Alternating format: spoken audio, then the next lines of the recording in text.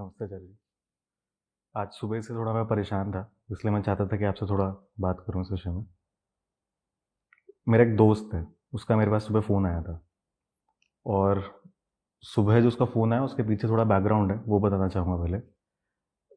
उसका ऐसे ही मेरे पास 2 या 3 महीने पहले भी फ़ोन आया था। उस वक़्त बहुत परेशान था, रो रहा था और मैंने उससे वजह पूछी कि कितना परेशान क्यों है, क्या हुआ? तो उसने मुझे बताया कि उसका बेसिकली एक स्टॉक पोर्टफ़ोलियो था या उसने कुछ पैसे जो थे अपने, जो भी उसकी सेविंग्स थी, वो कुछ जगहों पे इन्वेस्ट कर रखी थी। मैंने जानना चाहा कि ये उसने ऐसा क्यों किया है कुछ भी, तो मुझे पता चला कि वो कुछ यूट्यूब पे वीडियोज़ वगैरह देखता है और वहाँ पर उसने कुछ कोर्स वगैरह करा, स्टॉक मार्केट का, एंटरप्रेन्योरशिप का, ये वो। कहीं से उसे पता चला कि इन चीज़ों में इन्वेस्ट करना चाहिए, उससे फ़ायदा होता है, पैसे बनते हैं और जल्दी अमीर बन सकते हो। तो इसी आस में उसने अपने कहीं पैसे वगैरह लगाए थे और उस दिन जब उसने मुझे फ़ोन किया था, तो उसके सारे पैसे डूब चुके थे। तो उस वक़्त परेशान था, समझना चाहता था, पूछ रहा था कि मैं क्या करूँ, कैसे होगा और ये सब बातें। और मुझे खुद भी पता है कि वो एक बहुत नॉर्मल बैकग्राउंड से आता है, मेरा बचपन से दोस्त रहा है, तो मैंने देखा है उसकी घर की हालत कैसी रहती है। तो मुझे ये भी पता था कि उसने जो अपना पैसा भी यदि गँवाया है, तो वो भी उसके लिए बहुत बड़ी बात है। उस टाइम मैंने उसे समझाया, बात-वात करी, कंसोल किया, समझ गया। आज सुबह उसका जब फ़ोन आया, इस बार वो बहुत बहुत खुश था और मैंने बात-वात थोड़ी बहुत करी, तो मुझे पता चला कि अब उसने इस बार कोई नया व्यक्ति है, जिसको उसने फ़ॉलो करना शुरू कर दिया यूट्यूब पे और सोशल मीडिया पे और वहाँ से उसे कुछ नया जगह पता चली जहाँ वो पैसे इन्वेस्ट करेगा यदि, तो बहुत अच्छे रिटर्न्स उसे मिल सकते हैं। और इस बार जब मैंने उससे पूछा कि तेरी पूरी सेविंग्स तो जा चुकी है, अब तू कैसे पैसे इन्वेस्ट करेगा? तो इस बार वो प्रोबेबली अपने घर से पैसा उधार लेकर वहाँ डालने वाला है, अपना डाल चुका है और इस बार भी उसकी आस ये है कि अब जो है पैसे बनेंगे। और इस बार वो खुश था पर मुझे गुस्सा आ रहा था अंदर ही अंदर कि 2 महीने पहले जब मैंने समझाया, उस वक़्त तो बात ऐसी थी कि हाँ, सब क्लियर हो गया। पर आज अब वो फिर से उसी जगह पे जहाँ से वो एक बार पहले लात खा चुका है, फिर उस जगह जा रहा है। तो मुझे बिल्कुल समझ नहीं आ रहा था कि इंसान ऐसा क्यों करता है? बाहरी तौर पर अच्छी एजुकेशन का अभाव, हमारी जो शिक्षा व्यवस्था है उसमें आप 12वीं पास कर सकते हो, आप ग्रेजुएशन कर सकते हो बिना फाइनेंस का क ख ग समझे भी। आप कह सकते हो कि मैं ग्रेजुएट हूँ और आपको ये भी ना पता हो कि स्टॉक, शेयर्स, डिबेंचर्स माने क्या होता है। तो पहली बात तो यही है कि जो हमें एक्सटर्नल वर्ल्ड की एजुकेशन है वो ठीक से मिली नहीं है। और दूसरी बात ये है कि जो इनर एजुकेशन होती है, जो आपको सिखाती है कि सही गलत में अंतर कैसे करना है, अपने लालच को काबू में कैसे रखना है, किसी भी क्षेत्र में ज़िंदगी के सही निर्णय किस तरीके से लेने हैं, वो भी आपको नहीं मिली है। तो न तो हमको ये सिखाया गया है कि बाहर की दुनिया कैसे काम करती है, ये पूरा जो फाइनेंशियल वर्ल्ड है ये ऑपरेट कैसे करता है, ये अच्छे खासे पढ़े लोगों को भी नहीं पता है। और लालच भीतर कूट कूट कर भरा हुआ है क्योंकि स्पिरिचुअल एजुकेशन मिली नहीं। तो अब ये दोनों मिलकर के बड़ा घातक कॉम्बो हो जाते हैं ना। आप कुछ नहीं जानते फाइनेंस की दुनिया के बारे में, लेकिन लालच आप में ज़बरदस्त तरीके से है और उस लालच को भड़काने वाले बहुत लोग बैठे हुए हैं।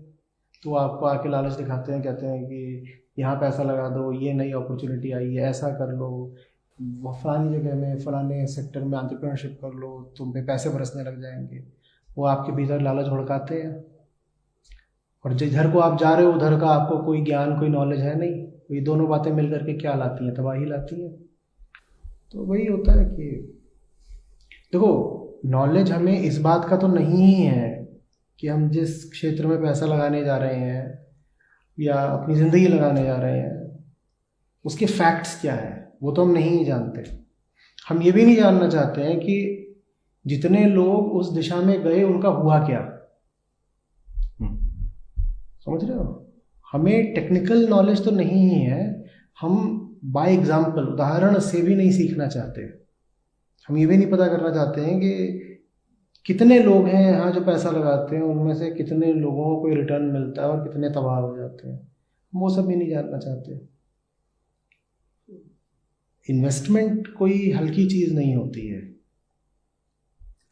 उससे पहले आपको बहुत फंडामेंटल नॉलेज होना चाहिए, और वो फंडामेंटल नॉलेज ज़रा मेहनत से आता है, किताबों से आता है, यूट्यूब से भी आ सकता है। लेकिन यूट्यूब पे आप प्रोफेसर्स के लेक्चर्स देखिए ना, फाइनेंस के प्रोफेसर्स हैं, कोई पोर्टफोलियो में स्पेशलाइज करता है, कोई डेरिवेटिव्स में स्पेशलाइज करता है। तो पोर्टफोलियो मैनेजमेंट सीखना है तो आप एक प्रोफेसर से सीखेंगे ना। वहाँ कोई भी आकर के आपको यूट्यूब में बता रहा है ऐसा कर लो वैसा कर लो, नोट बरसेंगे, और वो अपनी नोटों के साथ तस्वीर लगा रहा है, और आप में इतनी बुद्धि नहीं है कि आप समझ पाओ कि आपको लालच के माध्यम से बेवकूफ़ बनाया जा रहा है। तो फिर तो वही हुआ तुम्हारे दोस्त के साथ एक बार हुआ। आशा करता हूँ दूसरी बार ना हो, पर संभावना यही है कि ये जो भी व्यक्ति है ये दूसरी बार भी लूटेगा, क्योंकि मार्केट्स में आमतौर पे आप पैसा बनाते नहीं हो, आपको वही पैसा मिलता है जो किसी ने गंवाया है।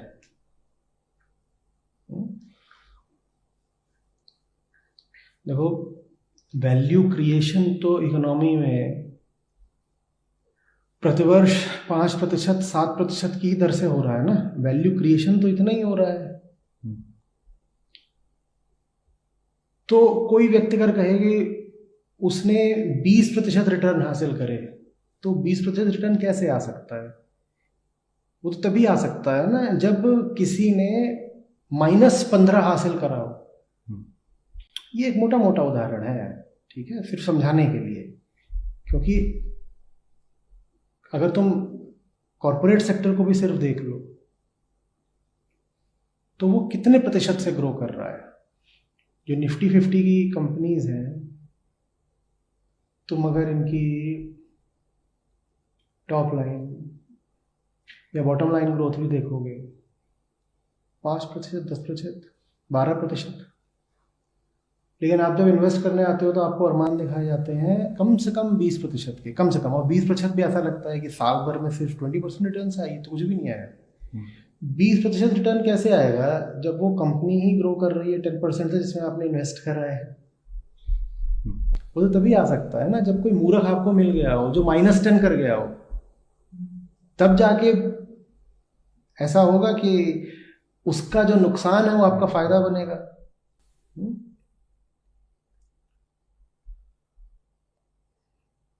जब मैं अपने कैरियर के आरंभिक दिनों में कॉर्पोरेट में था तो वहाँ ऐसे बोला जाता था कि the pigs are here to get slaughtered. और पिग्स किन को बोलते थे? यही जो छोटे मोटे रिटेल इन्वेस्टर होते हैं, usually middle class, lower middle class, जो अपनी जमा पूंजी लेकर के आ जाते हैं। कोई 50,000, कोई 5 लाख, कोई 10 लाख। जो स्टॉक मार्केट के हेवी वेट्स होते हैं वो हंसते हैं इन पे और कहते हैं ये तो आए ही इसीलिए ताकि इनका स्लॉटर हो, यही तो कमाते हैं। तभी तो जो हेवी वेट्स होते हैं वो कमाते हैं। कमाते नहीं है, बनाते हैं। स्टॉक मार्केट में कोई कमाता नहीं है, लोग पैसा बनाते हैं। तो ये तो ऐसे लोगों को उस तरफ भेजने का काम चल रहा है जो बेचारे वहाँ सरवाइव नहीं कर सकते। स्टॉक मार्केट कोई जुआ खेलने की जगह नहीं होती है। आपको पूरा नॉलेज होना चाहिए कि स्टॉक चीज़ क्या है, उसकी वैल्यू डिटरमिन कैसे होती है। आपको कैसे पता कि कोई स्टॉक खरीदने लायक है? किसी कंपनी का स्टॉक है, वो 85 रुपये का चल रहा है, आपको कैसे पता है इसको खरीदूं कि नहीं खरीदूं? क्या आपको फंडामेंटल एनालिसिस करना आता है? क्या आप खुद बैठ करके उस कंपनी की बैलेंस शीट पर ये निकाल सकते हो कि 85 रुपये फेयर प्राइस है, ओवर प्राइज्ड है, अंडर प्राइज्ड है? बहुत एक्यूरेसी के साथ नहीं तो भी क्या आप मोटा मोटा खुद ये कैलकुलेशन कर सकते हो कि आपको नहीं साहब इसका जो शेयर है वो 100 का होना चाहिए, 85 चल रहा है, और मेरी कैलकुलेशन, मैंने कैलकुलेशन करा है, इक्वेशन निकाल करके उसमें से आंकड़ा आया 100 का, और अभी ये 85 का चल रहा है तो मैं इसे खरीदूंगा क्योंकि 85 का ये 100 तक जाएगा। क्या आप ये खुद कर सकते हो? और अगर आप ये खुद नहीं कर सकते तो आप किस भरोसे पर पैसा लगा रहे हो? किसी यूट्यूबर ने बोल दिया कि जाओ पैसा लगा दो, आपने लगा दिया, उसने आपको अरमान जगा दिए कि तुम्हारे घर भी हीरे मोती बरसेंगे, खूब पैसा आएगा, ये होगा, देखो मैंने करोड़ों कमाए, तुम भी कमाओगे। तुम वहाँ घुस गए जा करके अपने खून पसीने की कमाई लेकर के, अपने बाप दादों की ज़मीन बेच करके तुम कहीं जा करके कहीं बिटकॉइन में लगा रहे हो, कहीं कह रहे हो मैं एंटरप्रेन्योरशिप करूँगा, कहीं स्टॉक मार्केट में घुस रहे हो, कहीं डे ट्रेडिंग कर रहे हो। ये सब कर रहे हो तुम, ये सब कर रहे हो तो फिर pigs are there to be slaughtered.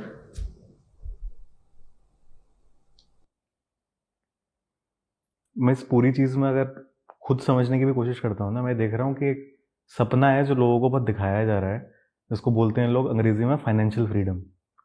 सपना कुछ ऐसा दिखाते हैं कि देखो अभी तुम जवान हो तो अभी तुम जम के काम करो, खूब पैसा कमाओ और बहुत जल्दी से उसे इन्वेस्ट करना शुरू कर दो, और फिर एक दिन ऐसा आएगा जब तुम 35 से 40 के होगे और तुम्हारा पोर्टफोलियो बहुत मोटा हो चुका होगा और वो इतने रिटर्न देना शुरू कर देगा कि तुम फिर उसके बाद अगर नौकरी छोड़ भी दोगे तो भी तुम अपना गुजर बसर करते रहोगे। ऐसा नहीं होता है भाई। 35-40 तक होते होते आपका एक कॉस्ट स्ट्रक्चर भी खड़ा हो जाता है।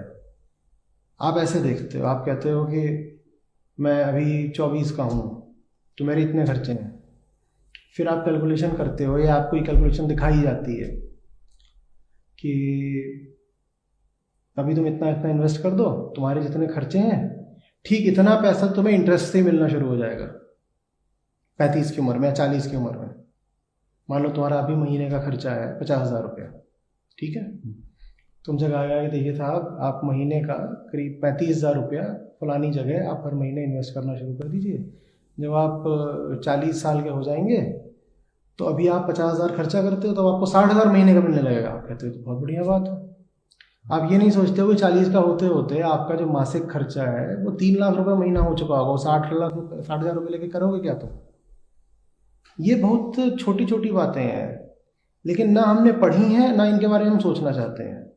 ये ना तो हमारी एजुकेशन का हिस्सा थी और ना हम कॉमन सेंस लगा करके इनके बारे में विचार करना चाहते हैं। ये मैंने बहुत एकदम एक ग्रोस उदाहरण दिया है, मोटा मोटा, इसमें बहुत इनएक्यूरेसी है, ये सिर्फ समझाने के लिए दिया है कि तुम समझ जाओ।